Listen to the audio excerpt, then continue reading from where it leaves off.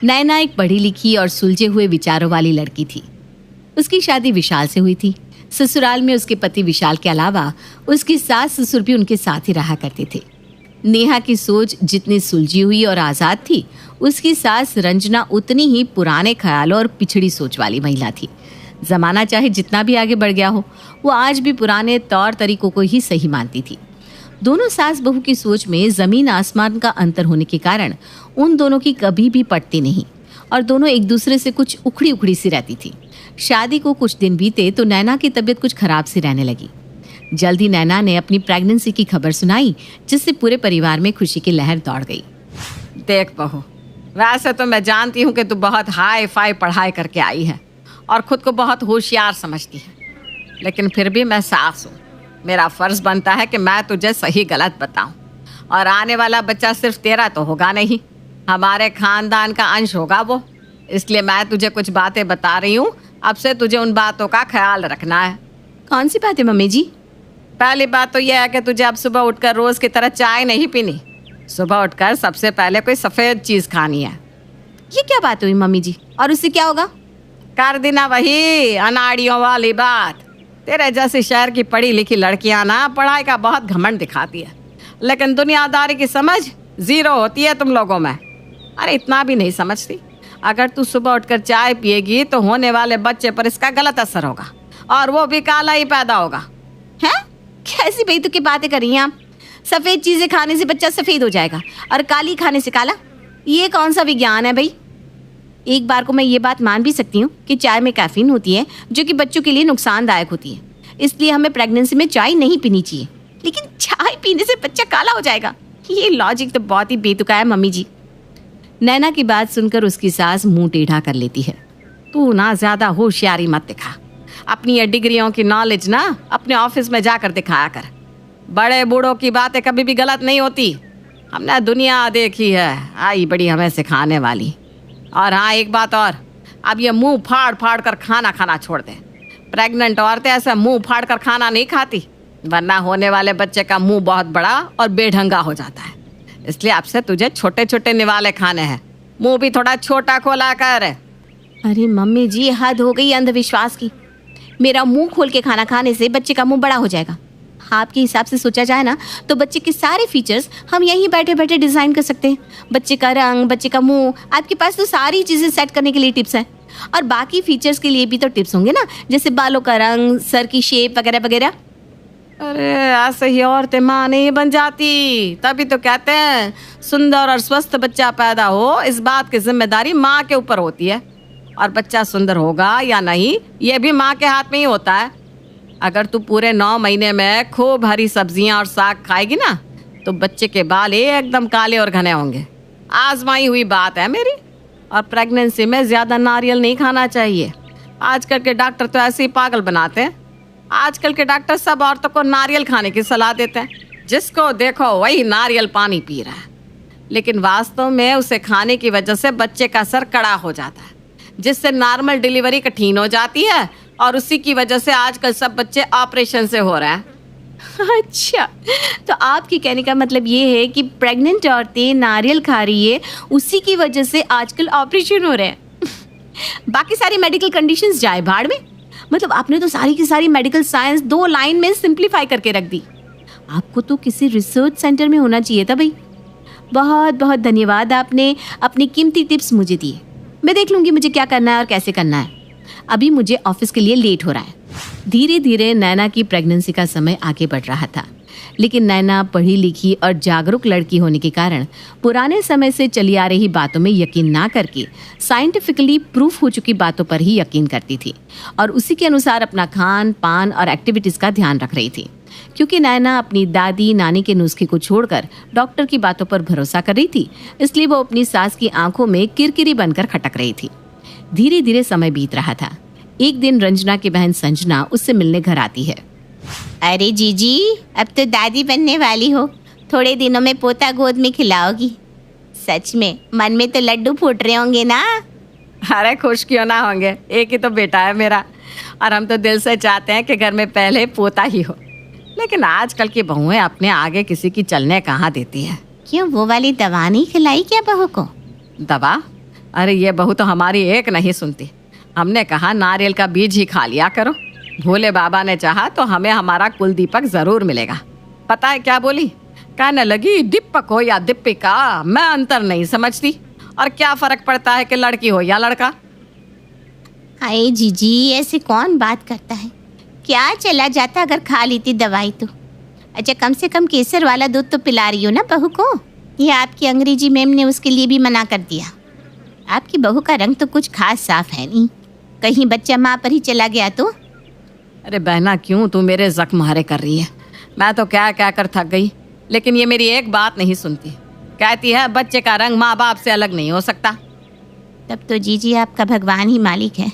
अभी तो बच्चा हुआ नहीं, कल को जब बच्चा हो जाएगा तब क्या होगा। धीरे धीरे 9 महीने का समय बीता और नैना एक सुंदर से बेटे की माँ बन गई। लेकिन दिक्कतें यहीं खत्म नहीं हुई। असली दिक्कत शुरू होनी अभी बाकी थी, बेटे के जन्म के बाद। अरे बहू, बहुत गर्मी है। मुन्ना भी गर्मी से परेशान हो गया होगा। ला बच्चे को अच्छी तरह रगड़ कर नहला देती हूँ। अरे मम्मी जी, ये क्या कह रही हैं आप? जब तक बच्चे की नाल नहीं गिरती हमें बेबी को रगड़कर बिल्कुल नहीं नहलाना है। बस गुनगुने पानी से इसका बदन पोंछना है, क्योंकि डॉक्टर ने कहा है कि नाल पानी में भीगनी नहीं चाहिए। अरे बकने दे इन डॉक्टरों को। अब बच्चे भी डॉक्टर से पूछ कर पालेंगे क्या? हमने बच्चे नहीं जने क्या? तीसरे दिन से ही दिन में 4 बार मालिश और खूब पानी में रगड़ रगड़ कर नहलाया है। देख ले, दोनों बच्चे हट्टे कट्टे हैं मेरे। बता क्या घिस गया इनका? मम्मी जी, खाने को तो लोग आज भी गुटखा तंबाकू खा रहे हैं, और बहुत से लोग ऐसे भी हैं जिन्हें सालों तक कुछ नहीं हुआ। लेकिन इसका मतलब ये तो नहीं ना कि सबको तंबाकू खाना शुरू कर देना चाहिए। डॉक्टर का फर्ज है कि सही और गलत में अंतर बताए। नाल का पानी में भीगने से इन्फेक्शन का खतरा होता है, इसलिए एक बार बेबी की नाल सूख जाए फिर उसे नहलाना है, वो भी बहुत नजाकत से, रगड़ रगड़ कर नहीं। और दिन में 4-4 बार मालिश क्यों करनी है? जैसे तू रोज नहला रही है बेचारे बच्चे को। अरे उसे गर्मी नहीं लग रही होगी क्या? आई बड़ी ज्ञान बांटने वाली। मम्मी जी, आप बेबी की टेंशन मत लीजिए। मैं डॉक्टर के लगातार टच में हूँ, इसलिए जैसा डॉक्टर बताएगा मैं वैसा करती रहूंगी। फिलहाल तो न इसे तेल मालिश करनी है और ना ही नहलाना है। धीरे धीरे 1 सप्ताह का समय बीत गया। इतने दिन में मुन्ने की नाल भी सूखकर गिर चुकी थी। ये ले बहू, मैंने सरसों का तेल पकाकर ठंडा कर दिया है। अब यही तेल बच्चे को लगाना है। मम्मी जी, मैंने मालिश के लिए जैतून का तेल मंगवा लिया है, और उसकी स्किन ना सेंसिटिव है। सरसों का तेल सूट नहीं करता सभी बच्चों को। ऊपर से ये बहुत गाढ़ा भी होता है, इसलिए मैंने लाइट वेट वाला तेल मंगाया है। ये बहुत हेल्दी है, इसमें विटामिन ई अच्छी मात्रा में है। मतलब हम जो पीढ़ियों से सरसों का तेल बच्चों को लगा रहे हैं, उसमें कोई विटामिन नहीं है। एक बात और अच्छी तरह समझ ले, बिना विटामिन के भी हमारे बच्चे खूब हट्टे कट्टे और मजबूत रहे। अब तू ना ज्यादा अंग्रेजी मत झाड़, और ध्यान से मालिश करते समय सरसों के तेल की 2-2 बूंद बच्चों के आंख, नाक, कान में भी डाल दिया कर। इससे बच्चों के अंग स्वस्थ रहते हैं। मम्मी जी, ये बच्चा है, कोई सिलाई मशीन नहीं कि सारे पुर्जों में 2-2 बूंद तेल डालने से उसके पुर्जे सही चलने लगे। और सबसे बड़ी बात, बच्चे की आंख, नाक और कान में कुछ भी नहीं डालना चाहिए। ऐसा कोई 1-2 नहीं, सारी दुनिया के डॉक्टर कहते हैं। ऐसे ही लगभग हर बात में नैना और उसकी सास रंजना का विवाद होता रहता। ऐसे ही कुछ महीने और बीत जाते हैं। एक दिन नैना मुन्ने को अपनी सास के पास छोड़कर थोड़ी देर के लिए अपने कमरे में काम कर रही थी। जैसे ही वो कमरे से बाहर आती है तो देखती है कि सासू माँ उसे पानी पिला रही है। हाँ, अरे मम्मी जी, क्या कर रही हैं आप? 3 महीने के बच्चे को पानी कौन पिलाता है? क्यों, इतनी गर्मी हो रही है? बच्चे को गर्मी नहीं लगती क्या? मम्मी जी, 6 महीने से पहले बच्चों को पानी नहीं देना चाहिए। और मुन्ना दूध पीता है ना, उसमें उसे पानी भी मिल जाता है, क्योंकि माँ के दूध में एक बहुत बड़ा प्रतिशत पानी ही होता है। नैना देखती है कि कभी सासू माँ नजर बचाकर बेबी को पानी पिला देती, तो कभी खाना खाते हुए उसके मुंह में कोई भी खाने की चीज डाल देती। यहाँ तक कि एक बार तो उसने उन्हें अपने 7 महीने के बच्चे के मुंह में मूंगफली खिलाते हुए देखा, तो उसने बच्चे को उनके पास न छोड़ने की कसम खा ली। अब नैना ज्यादातर समय बच्चे को अपने पास ही रखती, क्योंकि वो जानती थी जैसे ही वो बच्चे को अपनी सासू माँ रंजना के पास छोड़ेगी, वो जरूर कुछ न कुछ अपनी मनमानी करेगी।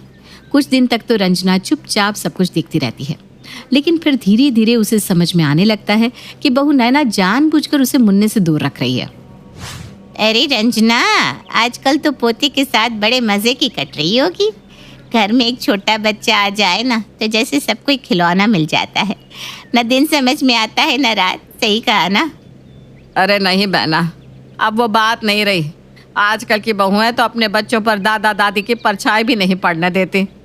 वो ज़माना गया जब दादा दादी पोते पोती पर अपना हक और अधिकार दिखाया करते थे। आजकल तो बच्चे को गोद में लेने से पहले ही बहू से परमिशन लेनी पड़ती है।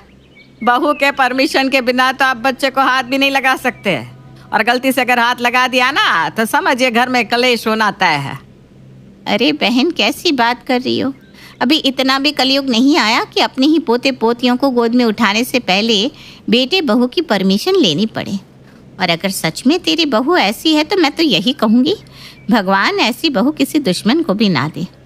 रंजना ने अपनी पड़ोस की सहेली के सामने अपना दुख तो रो दिया था, लेकिन उसे ये नहीं पता था कि अब उसके दुख के चर्चे पूरे मोहल्ले में आम होने वाले हैं। कहने का मतलब यह है कि रंजना की पड़ोसन ने रंजना और उसकी बहू के बीच की सारी बातें पूरे मोहल्ले में फैला दी थी।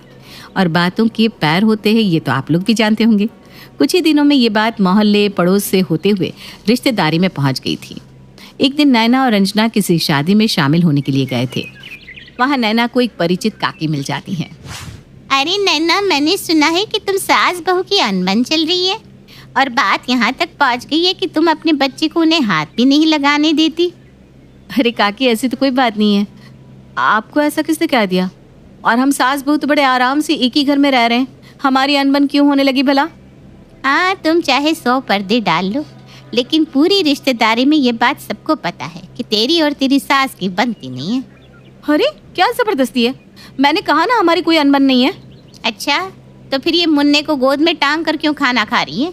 इसे अपनी सास को थमाकर आराम से खाना खा ले। लगता है ये सारा बवाल मुन्ना की वजह से शुरू हुआ है।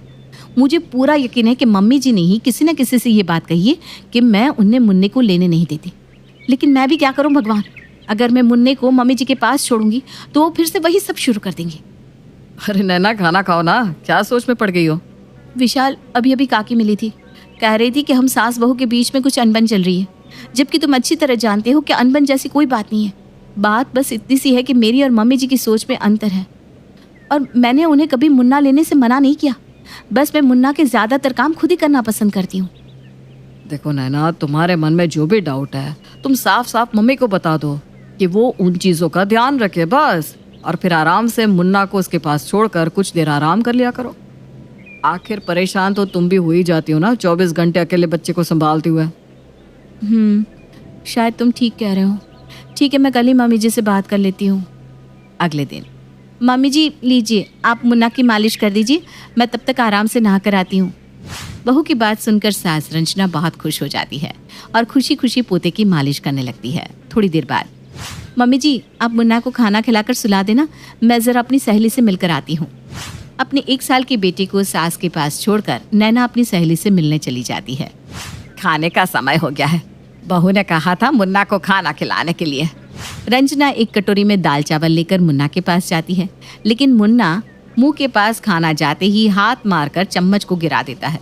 कुछ ही देर में रंजना बिल्कुल परेशान हो गई थी। अरे अब मुन्ना तो कुछ खा ही नहीं रहा, अब क्या करूं? अच्छा, बॉटल में दूध पिला देती हूँ। रंजना बॉटल से दूध पिलाने की कोशिश करती है, लेकिन मुन्ना दूध भी मुंह नहीं लगाता। अब बेचारी रंजना परेशान हो रही थी। अरे बहू, मुन्ना तो कुछ भी खा पी नहीं रहा, क्या करूं? मम्मी जी क्या खिला रही थी आप उसे? तू दाल चावल बना कर गई थी ना, वही खिला रही थी।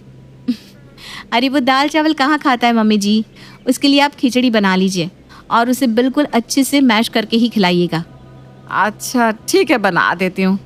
बहू के बताया अनुसार रंजना मुन्ना के लिए खिचड़ी बनाती है और जैसे ही उसे खिलाने लगती है मुन्ना जोर जोर से रोने लगता है। अरे आप क्या चाहिए इसे? रंजना खाना लेकर उसके पास आने लगी तो वो उठकर वहां से भागने लगा। आधी कटोरी खिचड़ी खिलाने में रंजना ने पूरे घर के कम से कम 10 चक्कर लगा लिए थे और इतने में वो थक कर चूर हो गई थी। चलो खाना तो खा लिया इसने, अब बस ये सो जाए। रंजना ने जितना सोचा था ये सब उतना भी आसान नहीं था। खाना खाने के बाद मुन्ना और भी एक्टिव हो गया था। वो बार बार दौड़ते हुए जाता और उसके हाथ में जो भी सामान आता उसे खींच कर गिरा देता। मुन्ना के पीछे दौड़ते दौड़ते रंजना की थकान से हालत खराब हो रही थी। बड़ी मशक्कतों के बाद रंजना ने मुन्ना को गोद में लेकर टहल टहल कर उसे सुलाया। चलो सो गया, अब मैं आराम से अपना काम कर सकती हूँ। रंजना जैसे ही मुन्ना को बेड पर लिटाती है वो फिर से जोर जोर से रोने लगता है। मुन्ने की रोने की आवाज़ सुनकर अब तो रंजना की आंखों के आगे सितारे नाचने लगे थे। वो फिर से बहू को फ़ोन लगाती है। अरे बहू कब तक लौट कर आएगी बेटा? क्यों, क्या हुआ मम्मी जी, कोई दिक्कत है क्या? नहीं बेटा, दिक्कत क्या होनी है, वो तुम बस मैं ऐसे ही पूछ रही थी कि कब तक आएगी। मैं बस आधे घंटे में पहुंचने वाली हूँ। अच्छा बेटा, कोई दिक्कत नहीं, तो रुक ले, हाँ, एक आध घंटा और।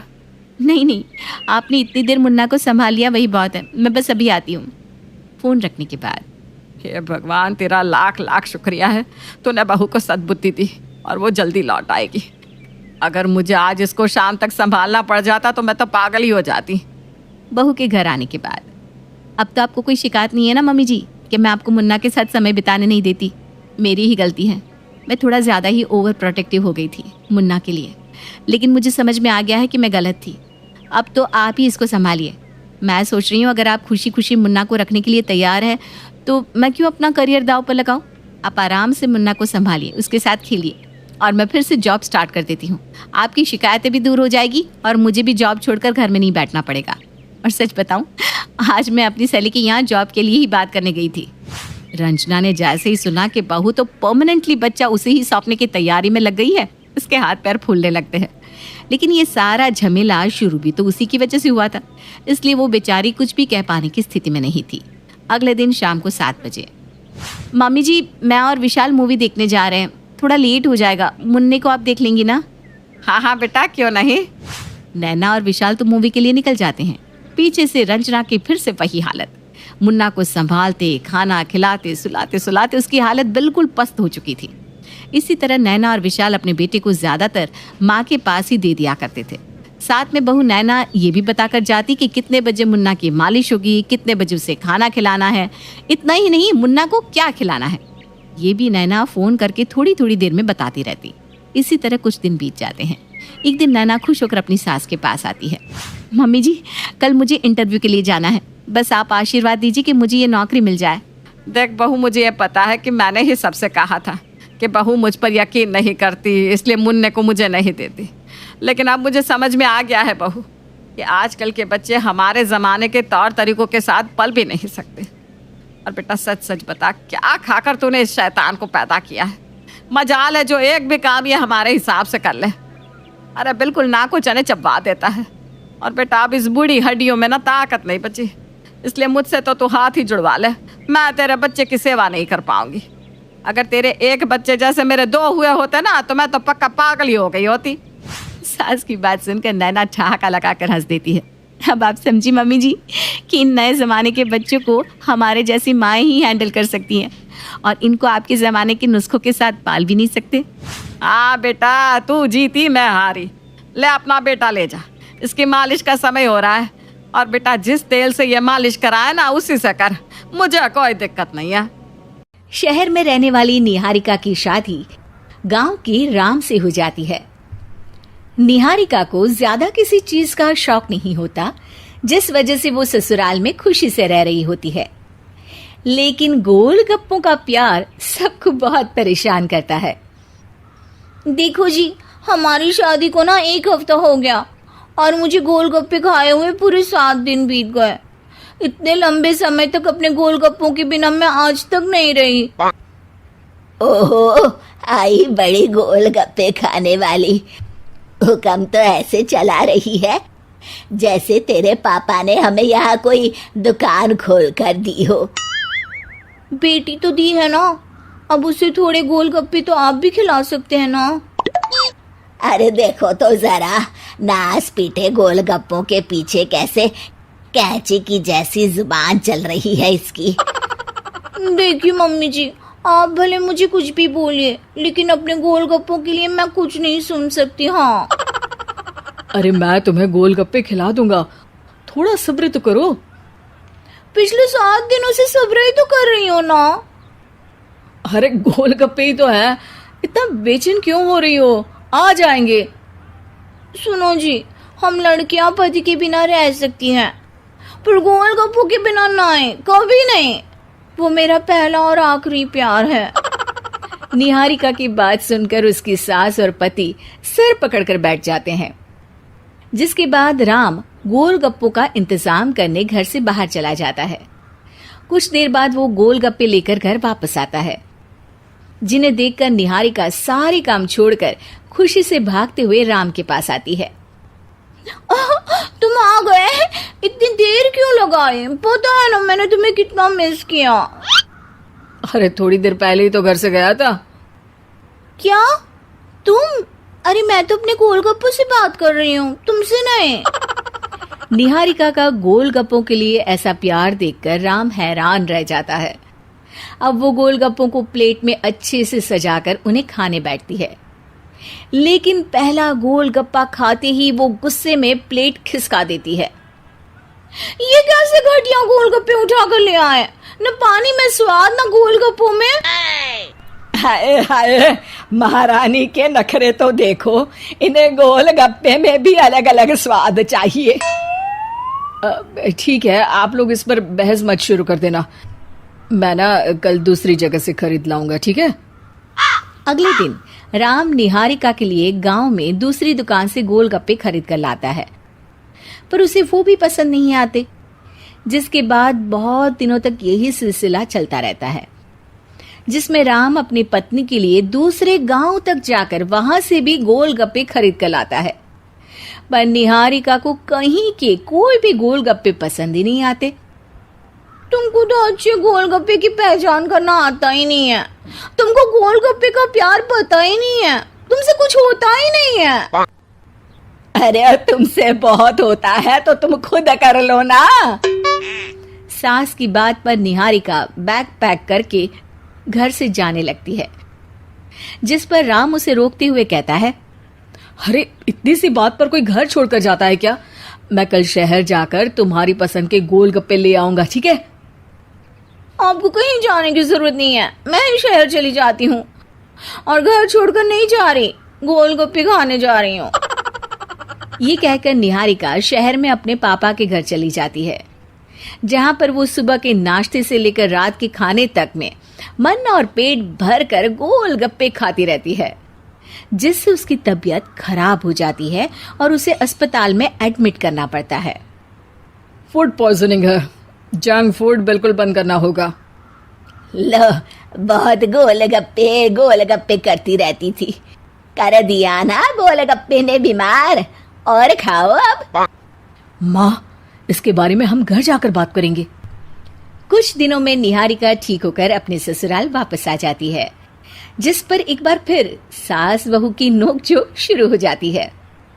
अब थोड़े दिन अपने प्यार से दूर रहना, नहीं तो इस बार सीधा भगवान के घर पहुंच जाओगी।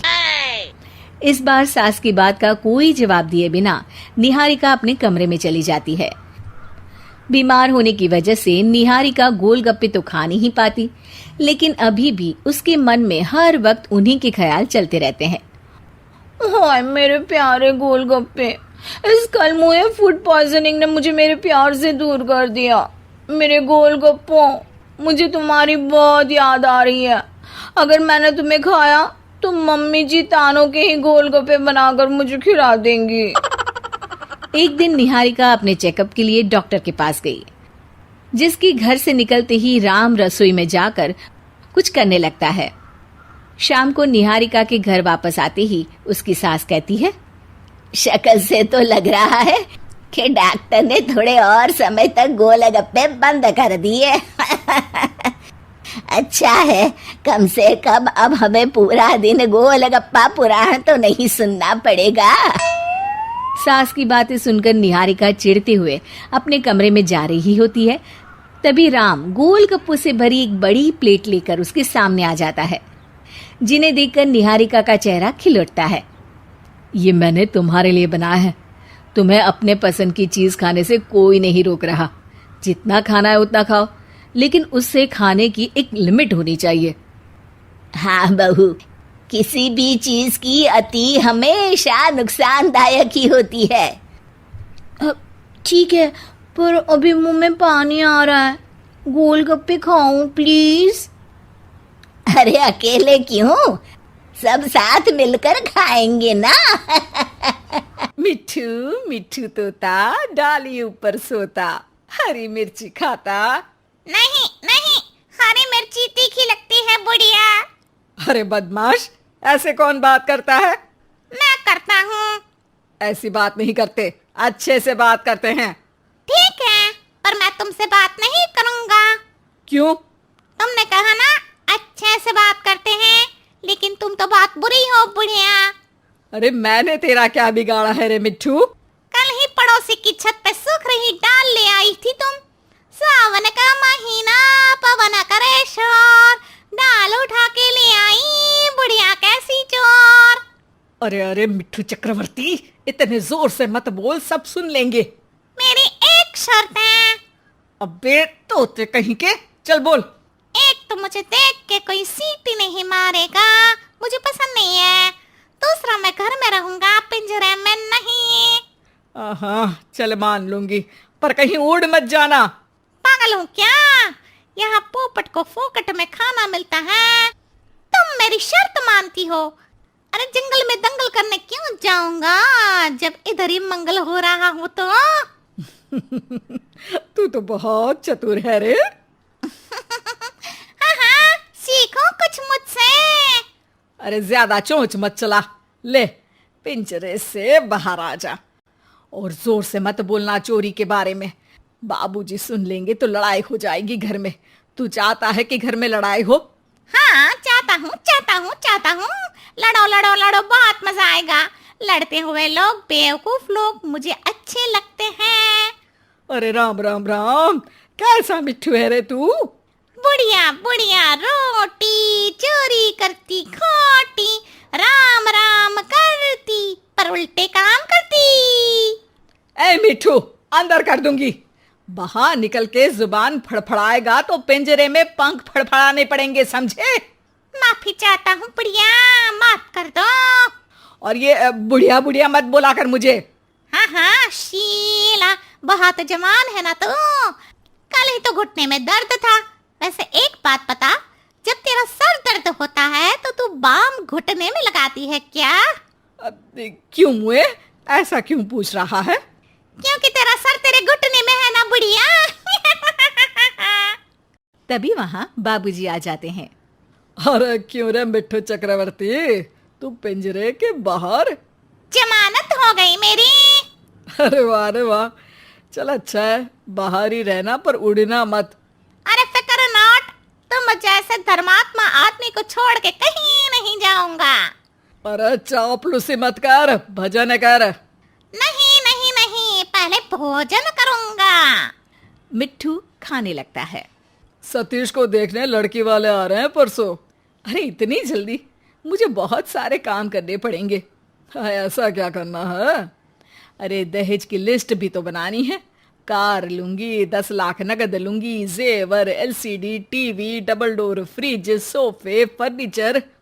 अरे तुमको पता है ना दहेज लेना पाप है। एक बार पाप करके अगर जिंदगी भर का ऐशो आराम मिले तो ऐसे पाप अच्छे ही होते हैं जी। मुझे तो शर्म आती है तुम्हें अपनी पत्नी कहते हुए। अरे ठीक है ना, तो पत्नी की जगह वाइफ बोल दिया करो।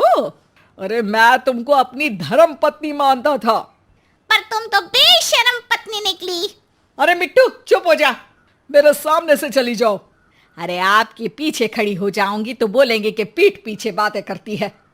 वाह बढ़िया जोक, ठोको ताली।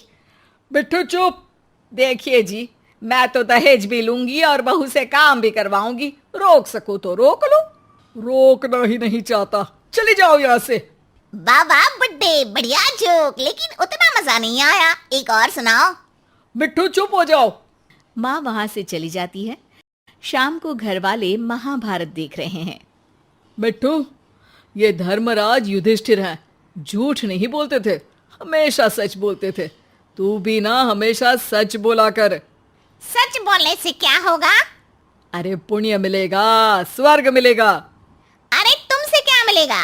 अभी की बात करना बुड्ढे। तू है तो तोता, लेकिन शायद तुझे किसी लोमड़ी ने पाला है।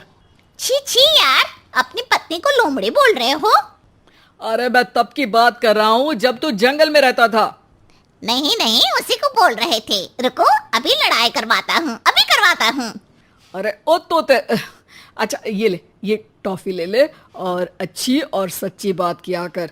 रोज टॉफी मिलेगी, ठीक है? पक्का? हाँ हाँ पक्का। 2 दिन बाद घर पे सतीश को देखने लड़की वाले आते हैं। हाँ जी, कितने लोग हैं घर में? मैं सतीश और सतीश के बाबूजी। हाँ हाँ बढ़िया, कर दे पराया मुझे, मैं भी तो इस घर का हूँ ना। अरे हाँ, ये है मिट्ठू चक्रवर्ती। अरे वाह, कितना प्यारा पैरट है। ये पैरट क्या होता है? मिट्ठू को इंग्लिश में पैरट कहते हैं। ये सतीश तो मुझे इंग्लिश में इडियटी कहता है। सतीश को इंग्लिश नहीं आती, इंग्लिश नहीं आती। देख बुढ़िया, तेरा पैसा डुबा रहा है तेरा बेटा। मिट्ठू, हम बात कर ले या तू ही करेगा? अरे चुप भी रहना थोड़ी देर। हमें तो लड़की पसंद है जी, सतीश को भी पसंद है। लड़की से भी पूछ लो एक बार, उसको तुम पसंद हो या नहीं? अरे चुप कर मुँह, वरना दूंगी एक। क्या? अब टॉफी टॉफी दूंगी। ये खा और चुप रह। सच की आवाज दबाने के लिए रिश्वत दी जा रही है। तुम्हें क्या लगता है एक टॉफी से तुम मुझे खरीद लोगी? 2 टॉफी लूंगा। बहन जी, आपकी कोई मांग हो तो? अरे माँ जी, मांग तो लड़की की रहती है ना, जो लड़का भरता है। अरे सतीश बेटा, तू रहने दे। नहीं नहीं नहीं, मांग तो नहीं है, पर क्या बहन जी? पर क्या? पर क्या बोलिए ना। पर दहेज लूंगी, दहेज लूंगी। अरे चुप मिट्ठू, वरना आज ही जंगल में छोड़ आऊंगा। अरे कल तो युधिष्ठिर बनने का, सच बोलने का बोल रहे थे। आपकी टॉफी खाई है, झूठ नहीं बोलूंगा। अरे बेटा मिट्ठू, देखिए देखिए, बुढ़िया को कार चाहिए, क्योंकि सतीश की हैसियत नहीं है खरीदने की। बुढ़िया को डबल डोर फ्रिज चाहिए, 10 लाख रुपया भी चाहिए, क्योंकि जैसे बेबी को बेस पसंद है, वैसे ही बुढ़िया को कैश पसंद है। फ्री फुकट का ऐश पसंद है। मिट्ठू, अब तो तेरी खैर नहीं है। बुढ़िया, तेरे हाथ नहीं पहुंचेंगे। ज्यादा नाटक किए तो छत पे से जो चोरी की थी वो भी बता दूंगा। चोरी? हाँ हाँ, पड़ोसियों की दाल चुरा लेती है और पकाते वक्त शिकायत भी करती है कि कैसी सस्ती दाल खाते हैं पड़ोसी। और पता है अब तक इस घर में काम वाली बाई क्यों नहीं आई? क्यों नहीं आई? क्योंकि तुम्हारा इंतजार था। मिट्ठू की बात सुन के लड़की वाले वहां से चले जाते हैं। अरे क्या बिगाड़ा था रे हमने तेरा। एक तो तुझे पाला, खाना खिलाया, तेरी हर शर्त मानी, फिर भी तूने हमारा काम बिगाड़ा। सच बोलना चाहिए बुढ़िया, बाबूजी ने कहा था। अरे ठीक ही तो है, लड़की को झूठ बोल के इस घर में ले आते तो पाप ही लगता ना। शाबाश मिठू, चाहे खुद का नुकसान हो रहा हो, पर हमेशा सच बोलना चाहिए। अरे चल चल बुड्ढे, अपने बाप को मत सिखा। तुझे सच बोलना तो सिखा दिया, अब तेरी बदतमीजी भी छुड़वानी पड़ेगी मुझे। चलो, मैंने सच बोला, अब तुम अपना वादा भी निभाओ। टॉफी कहाँ है मेरी? बाबूजी मिट्ठू को टॉफी देते हैं। टॉफी खाते हुए मिट्ठू बोलता है, मिट्ठू मिट्ठू तोता, मीठी टॉफी खाता, किसी से नहीं डरता, सच्ची बात करता।